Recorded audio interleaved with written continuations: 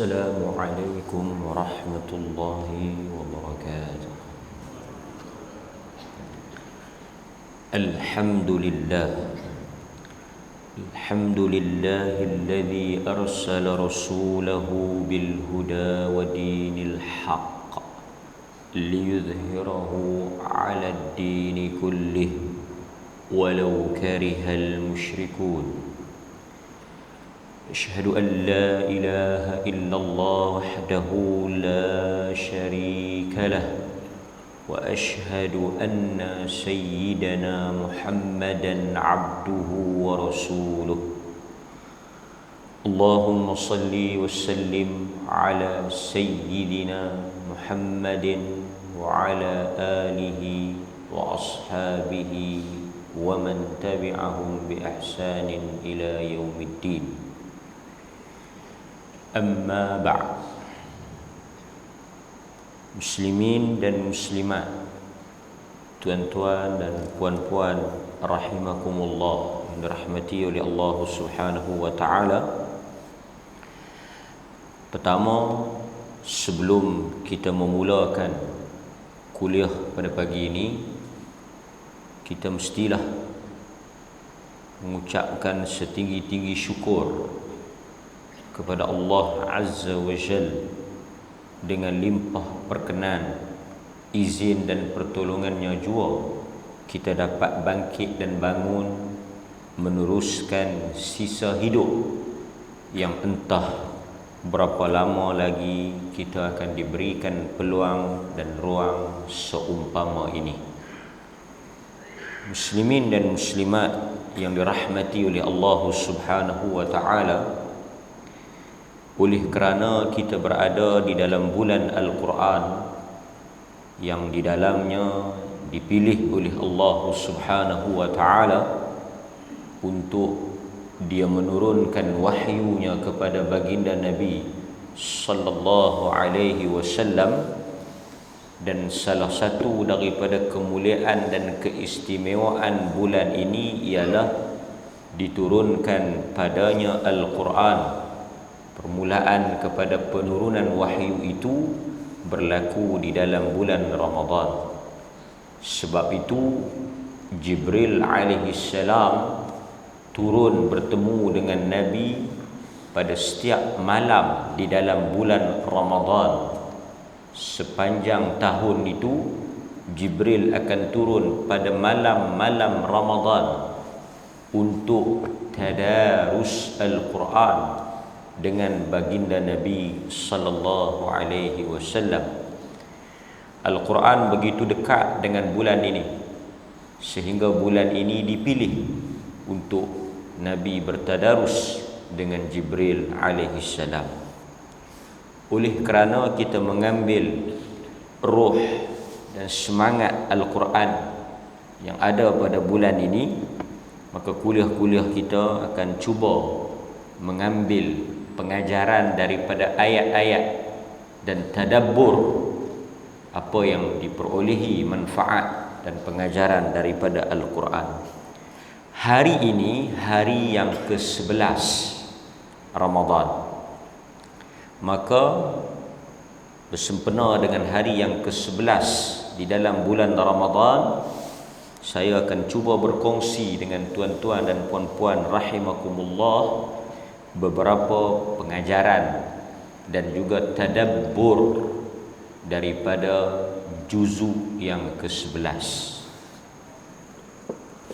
Hari yang ke-11 kita melihat apa yang terkandung dan juga apa yang boleh kita belajar daripada Al-Quran juzuk yang ke-11. Di dalam juzuk yang ke-11 ini, kalau kita lihat di awal juzuk ini terkandung beberapa surah di dalamnya. Di dalam juzuk yang ke-11 ada 3 surah yang terkandung di dalamnya. Ini tuan-tuan boleh lihat di dalam Al-Quran sendiri, iaitu surah At-Taubah ayat 94 hingga 129. Itu ada dalam juzuk yang ke-11. Di dalam juzuk yang ke-11 ini terkandung keseluruhan, komplit. Kalau surah At-Taubah tadi dia terbelah lah, dia terpotong. Ada sebahagian dalam juzuk yang ke-10, ada sebahagian pada juzuk yang ke-11. Juzuk yang ke-11 ini dia bermula pada ayat 94. Surah At-Taubah ayat 94 hingga 129. Ataupun dikenali dengan surah Al-Bara'ah. Yang mana di dalam surah Bara'ah ataupun surah At-Taubah itu kita tidak membaca bismillah. Kita dilarang untuk membaca bismillah. Kerana permulaan surah itu menggambarkan kemurkaan Allah. Bara'atun minallah. Ada orang tanya kenapa kita tak boleh baca bismillah? Kerana pada permulaan surah itu Allah mengisytiharkan dia berlepas diri daripada orang-orang kafir. Jadi nak menunjukkan kemurkaan Allah, menunjukkan betapa Allah itu berlepas diri, bara'atun minallah, tidak ada kaitan dengan mereka ini, maka tak sesuai untuk dimulakan dengan nama Allah yang Maha Pemurah lagi Pengasih. Nama Allah yang Maha Pemurah dengan nama Allah yang Maha Pemurah lagi Maha Penyayang, Pengasih. Allah berlepas diri daripada mereka. Tak sesuai, tak masuk. Nak menggambarkan kemurkaan Allah itu selepas Allah menggambarkan kasih sayangnya. Maka hadirin mukminin, pada juzuk yang ke-11 ini juga terkandung komplit, lengkap surah Yunus alaihi salam. Surah Yunus, Nabi Allah Yunus alaihi salam, yang kita tahu ada cerita yang menarik berkaitan dengan Nabi Allah Yunus alaihi salam. Pada akhir juzuk ini, juzuk yang ke-11 ini, pada akhirnya kalau tuan-tuan tengok di dalam mushaf, dia ada surah Hud, ayat 1 hingga 5. Itu juzuk yang ke-11. Maknanya kalau kita membaca Al-Quran mengikut turutan juzuk, bermula pada hari yang pertama, sewajarnya, sepatutnya, paling kurang kita sudah berada pada juzuk yang ke-11. Untuk kita meneruskan bacaan supaya bila berakhir Ramadan, sekurang-kurangnya kita telah khatam sekali. 30 juzuk itu juzuk demi juzuk. Jadi hari ini hari yang ke-11, juzuk yang ke-11, malam ni masuk malam yang ke-12, kita sudah menempuh fasa pertengahan Ramadan. Dan selesai minggu ini tuan-tuan, insya-Allah pada minggu yang akan datang kita sudah mula masuk kepada kemuncak bulan ini, iaitu fasa yang terakhir di dalam bulan Ramadan. Baik. Kalau kita nak tengok di dalam juzuk yang ke-11 ini, saya akan fokus pada surah Yunus.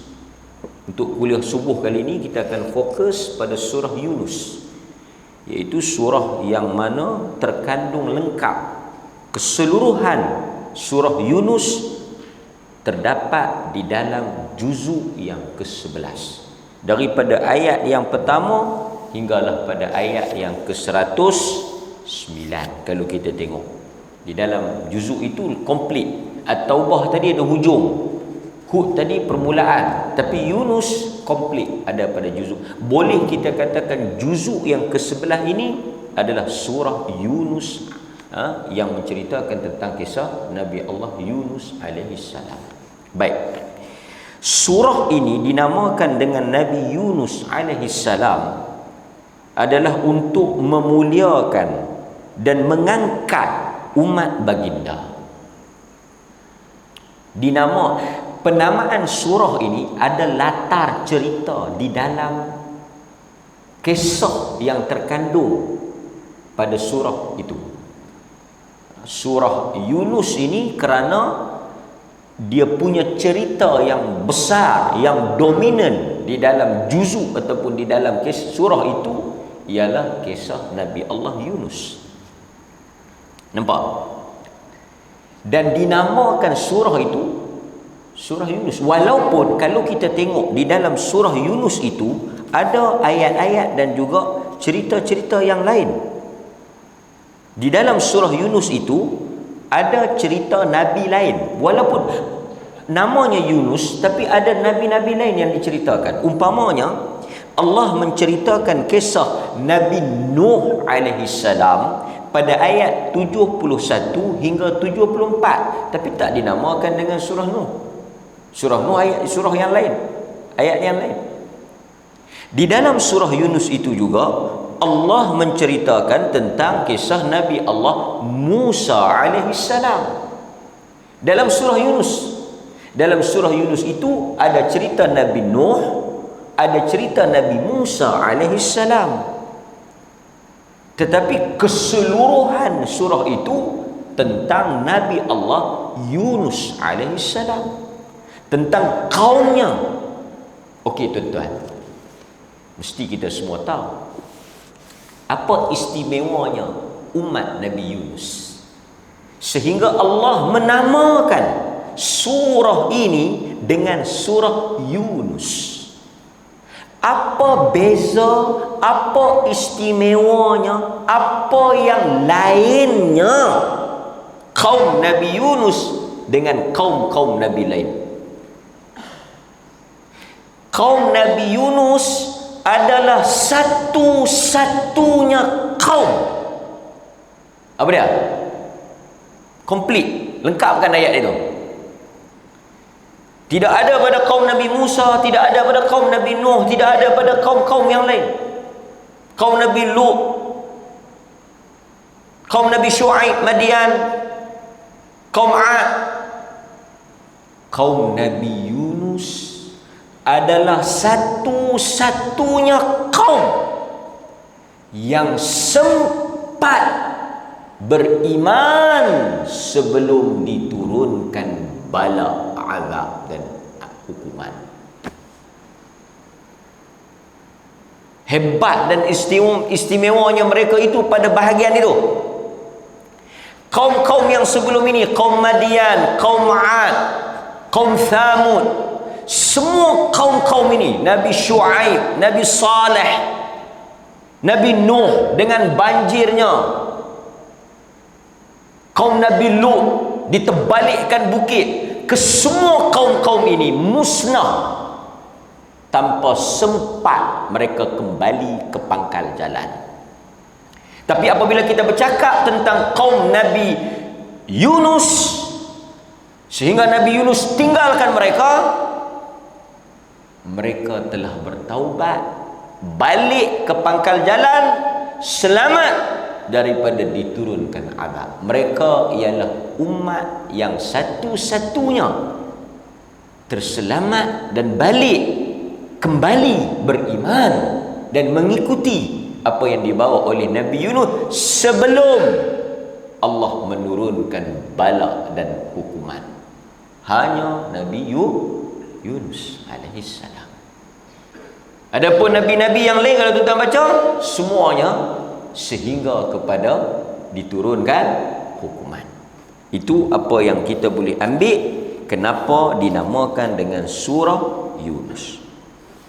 Okey, kalau kita tengok sedikit, oleh kerana surah ini berkaitan dengan Nabi Yunus, juzuk yang ke-11 ini keseluruhan dominan oleh surah Nabi Yunus, kerana komplit ayat 1 hingga 109 itu adalah berkaitan dengan Nabi Allah Yunus alaihi salam. Maka kita tengok sedikit apa yang boleh kita belajar daripada Nabi Yunus alaihi salam. Baik, latar belakang kita nak ambil ringkas je pagi ni. Kita bukan nak tafsir satu demi satu, kita nak ambil latar ataupun kita nak ambil pengajaran sahaja. Apa yang boleh kita keluarkan isi-isi penting. Nabi Yunus, kenali Nabi Yunus. Nabi Yunus namanya disebut di dalam Al-Quran hanya 4 kali ya. Nabi Yunus alaihi salam ni, keseluruhan Al-Quran itu yang ada 30 juzuk 114, namanya hanya disebut 4 kali. 4 kali ya. Yang paling banyak kita tahu dah, nama Nabi yang paling banyak diulang, disebut tentang ceritanya, tentang kisah kaumnya, tentang diri dia, Nabi Allah Musa alaihi salam. Walaupun Quran itu turun kepada Nabi Muhammad, Al-Quran itu wahyu kepada Nabi Muhammad, tetapi cerita yang banyak disebut lebih daripada nama Nabi sendiri, tentang kisah diri dia dan kaum dia, Nabi Musa alaihi salam. Wa idh qala Musa liqaumihi, perkataan wa idh qala Musa Bani Israel disebut lebih banyak daripada Nabi sallallahu alaihi wasallam. Adapun Nabi Yunus 4 kali. Keseluruhan Al-Quran itu 4 kali. Dan Nabi Yunus ini juga disebut di dalam Al-Quran menggunakan gelaran Zunnun, pemilik ikan ataupun sahibul hut. Salah satu daripada pengenalan ataupun panggilan yang digunakan oleh Al-Quran merujuk, refer kepada Nabi Allah Yunus dengan panggilan pemilik ikan Nun, pemilik ikan paus. Ikan yang telan Nabi Yunus itu ikan paus, kan? Ikan paus. Ikan Nun tu ikan paus lah, kan? Okey. Nabi Allah Yunus alaihi salam, dia berasal daripada sebuah wilayah yang bernama Ninawa. Nabi Allah Yunus ni dia berasal daripada wilayah yang bernama Ninawa, yang terletak di utara Iraq. Sebab itu ketika Nabi sallallahu alaihi wasallam balik daripada Taif, ketika Nabi dihalau dan dilontarkan batu oleh orang-orang Taif, kita tahu Nabi bertemu dengan Adas, yang mana Nabi tanya dia dan Nabi kata dia daripada kaum ataupun tempat Nabi Allah Yunus bin Matta. Sehingga Adas tu terkejut, macam mana kau boleh tahu? Kan, macam mana kau boleh tahu tentang cerita Nabi Yunus? Sebab Adas yang tolong Nabi itu dia daripada kaum Nabi Yunus, daripada tempat yang sama, kan?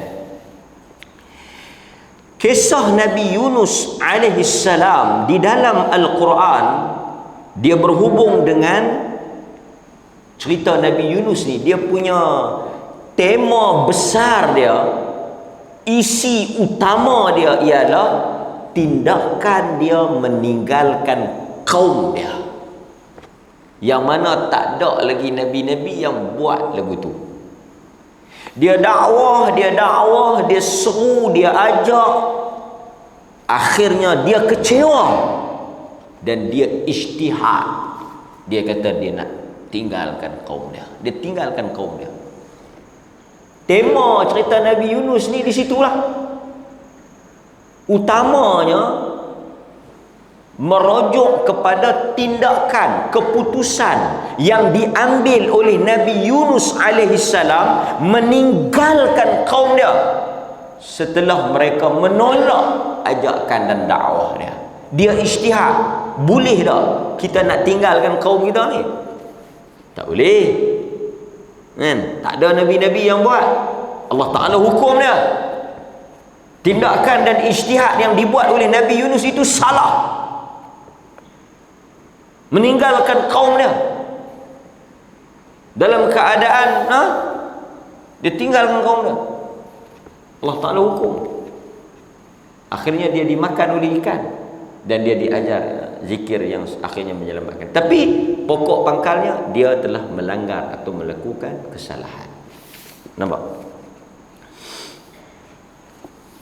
Kemudian di dalam cerita Nabi Yunus ini juga kita tahu yang sahihnya, apabila dia meninggalkan kaum dia dalam keadaan dia kecewa dan marah, dia ajak, dia seru, dia dakwah, mereka tak mau ikut, mereka lawan dia. Dia marah. Di atas tindakan itu, dia menaiki sebuah kapal yang penuh dengan muatan. Itu dia punya cerita dia. Dia marah, dia tinggal kaum dia. Apa nak jadi-jadi dia? Dia keluar. Kemudian kita juga dipertontonkan, diperlihatkan bagaimana akhirnya Nabi Allah Yunus alaihissalam telah dicampak ke dalam laut setelah diundi beberapa kali. Sebab itu tuan-tuan, undian ni perkara yang diharuskan oleh syarak. Mana bolehlah kita nak pilih berdasarkan undian ni, cabut undi ni. Boleh kan? Pasal memang ada perbuatan itu dilakukan dan Al-Quran tak sebut apa-apa tentang isu itu. Hatta kalau kita tengok Nabi pun, apabila dia nak bawa isteri-isteri dia keluar menemani dia di dalam musafir, safar, bila Nabi nak travel, dia nak buat pilihan mana isteri yang akan teman dia menemani baginda, dia juga menggunakan kaedah cabut undi. Mana-mana nama isteri yang terpilih, dia akan teman Nabi. Jadi maksudnya adalah Islam ni kalau cabut undi tu, cabut undi yang tidak melibatkan unsur-unsur haram. Lagi cabut undi ekor tak boleh lah kan? Cabut undi judi tak boleh lah. Ni cabut undi yang tak melibatkan perkara yang haram ni boleh lah kan? Kalau orang tanya boleh cabut undi? Boleh kan? Kemudian tuan-tuan, 2-3 kali cabut, naik nama Yunus. Jadi Yunus dah tahu Allah Ta'ala memang tentukan dia untuk dicampak. Apabila dia dicampak saja, terus dia ditelan oleh ikan nun kan? Dan akhirnya dia sedar tentang kesalahan dan kesilapan yang dia lakukan. Dan kalau kita tengok, kalau tuan-tuan tengok di dalam surah Yunus, dia cerita tentang kaum Nabi Yunus. Dalam surah Yunus ni dia cerita tentang kaum Nabi Yunus alaihissalam yang sempat bertaubat dan balik kepada ajaran Nabi mereka. Itu antara poin besar dalam surah Yunus, juzuk yang ke-11. Dan akhirnya mereka terselamat daripada azab yang pedih dan Allah memberikan nikmat kepada mereka. Dan kalau kita tengok juga di dalam surah Al-Anbiya, pada ayat 87 hingga 88, kalau tuan-tuan nak balik tengok boleh. Surah Al-Anbiya ayat 87 hingga 88, Allah menyebut tentang kenapa, kalau nak tahu punca Nabi Yunus tinggalkan kaum dia, ada pada surah Al-Anbiya ayat 87 dan 88. Punca dia tinggalkan itu ada pada ayat tu, 2 ayat itu kan?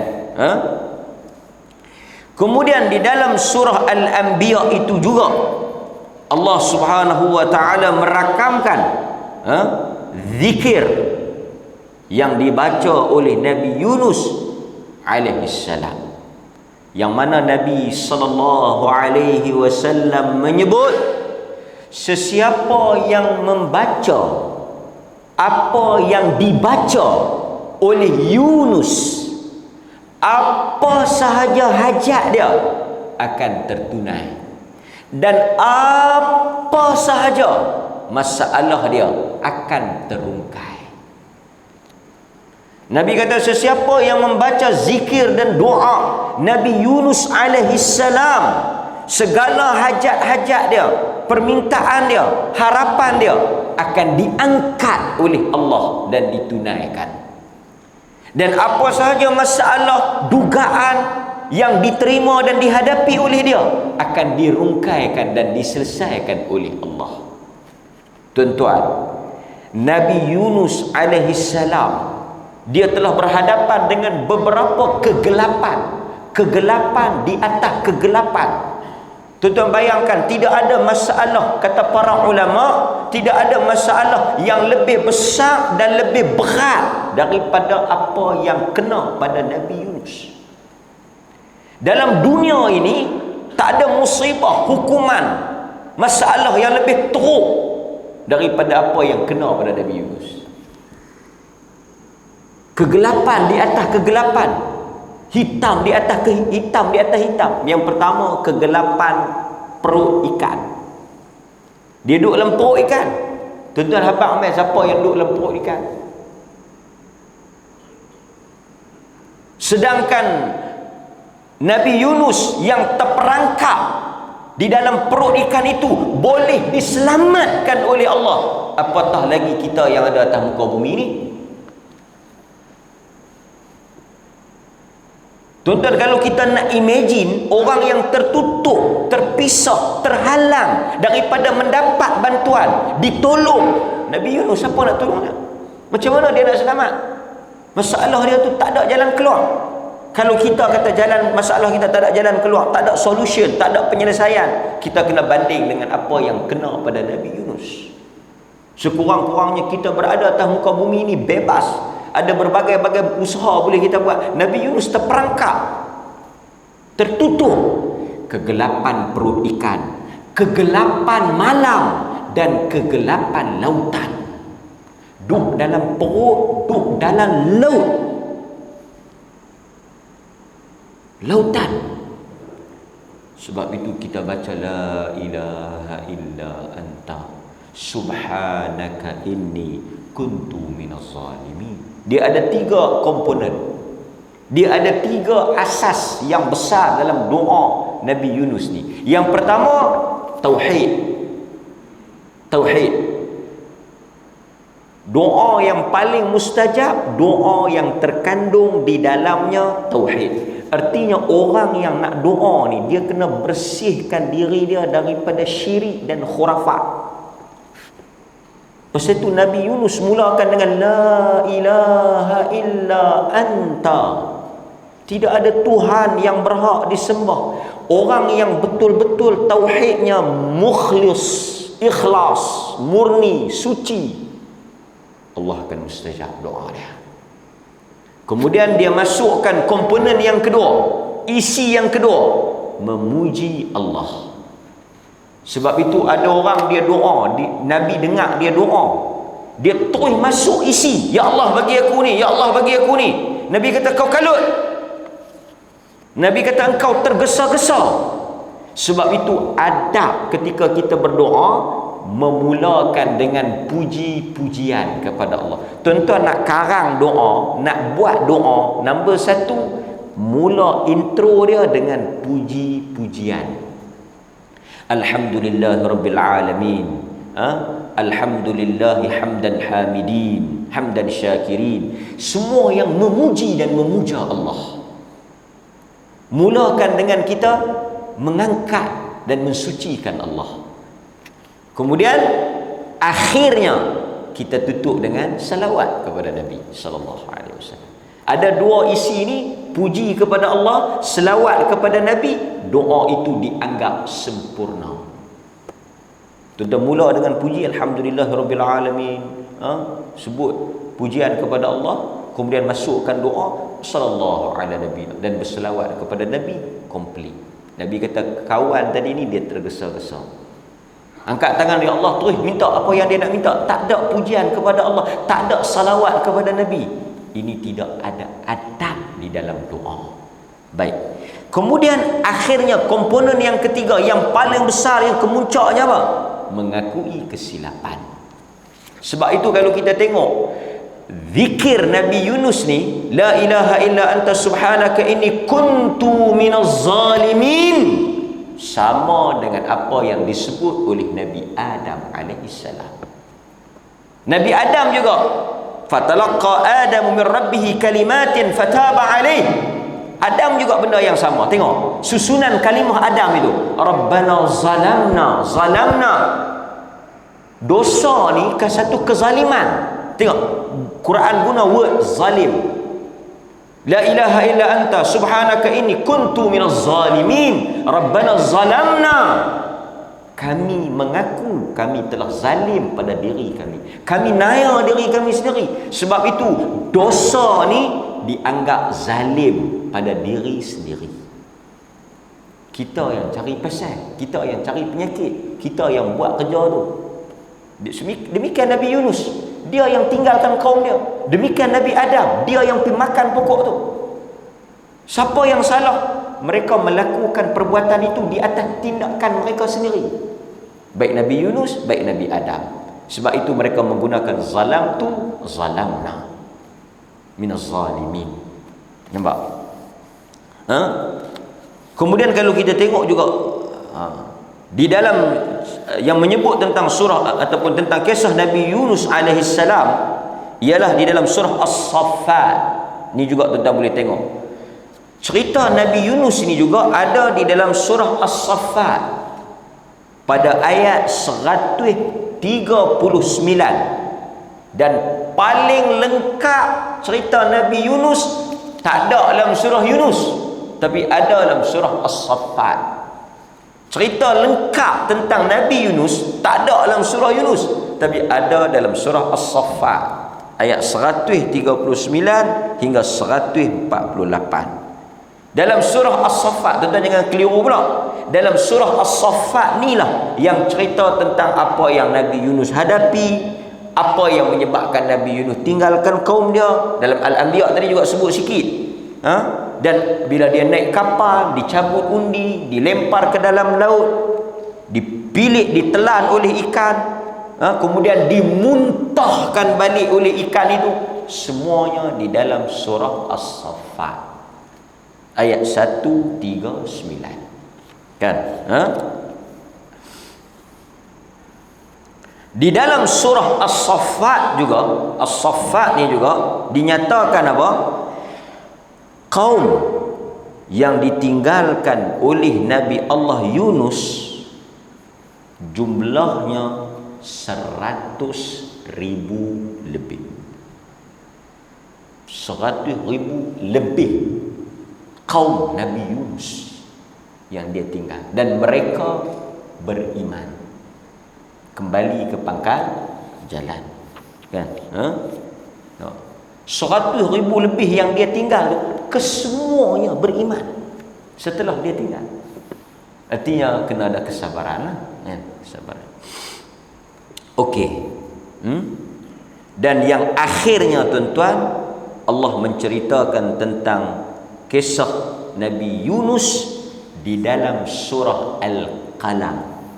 Saya reverse balik, surah Yunus, Al-Anbiya, As-Saffat, dan akhirnya Al-Qalam. 4 surah komplit cerita Nabi Yunus, tapi paling banyak As-Saffat. Dalam surah Al-Qalam, apa lagi yang Allah sebut tentang Yunus? Pada ayat 44, 45, 46, 47, 48, 49, 50, 7 ayat Allah menceritakan tentang besarnya peranan sabar dan jangan tergesa-gesa.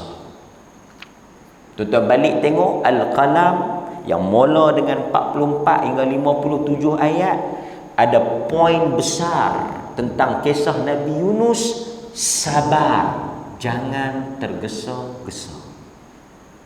Apa kesudahan kaum Nabi Yunus? Mereka bertaubat, mereka balik, mereka beriman keseluruhan. Nampak? Itu apa yang disebut. Kemudian di dalam surah Al-Qalam, kan, Nun, kan, siapa yang bisa baca surah Al-Qalam kan, dia mula dengan Nun wal qalam wal qalami wama yasturun. Dalam surah itu Allah menyebut tentang Nabi Yunus alaihissalam yang mana dia telah berdoa dengan hati yang penuh sebab. Ni rahsia mustajab doa, rahsia nak makbul doa, rahsia nak diterima taubat. Pasal apa kita kata rahsia? Sebab inilah punca kenapa Yunus selamat. Pasal apa Yunus selamat? Ada dalam surah Al-Qalam ayat 44 ni. Sehingga ayat 50. Dia berdoa dengan hati yang penuh sebab. Dia berdoa dengan hati yang penuh sesak. Dia berdoa dengan hati yang penuh menyesal di atas ketidaksabaran dia menghadapi kaum dia, dan di atas dosa dia meninggalkan mereka. Nampak? Tetapi akhirnya setelah dia mengaku, menyesal dan penuh dengan pengakuan yang sebab dan sesak, dia minta sungguh-sungguh tu, Allah telah mengarahkan ikan itu meluahkan Nabi Yunus di tepi pantai dan dia selamat. Sehingga dikatakan jika dia tidak membaca zikir itu, dia akan kekal di dalam perut itu sehingga hari dibangkitkan. Jadi mudah-mudahan tuan-tuan, juzuk yang ke-11, tema besarnya Yunus alaihissalam, memberikan pengajaran tentang kisah seorang Nabi yang sangat mulia dan dicintai oleh Allah. Terlanjur di dalam ijtihadnya, tetapi diterima taubatnya. Banyak kita boleh belajar daripada juzuk ini. Mudah-mudahan Allah rahmati saya dan tuan-tuan, dan Allah berkati hari-hari akhir kita di dalam bulan Ramadan. Wassallallahu ala nabiyyina Muhammad wa ala alihi wa sahbihi wasallam. Walhamdulillahi rabbil alamin. Assalamualaikum warahmatullahi wabarakatuh.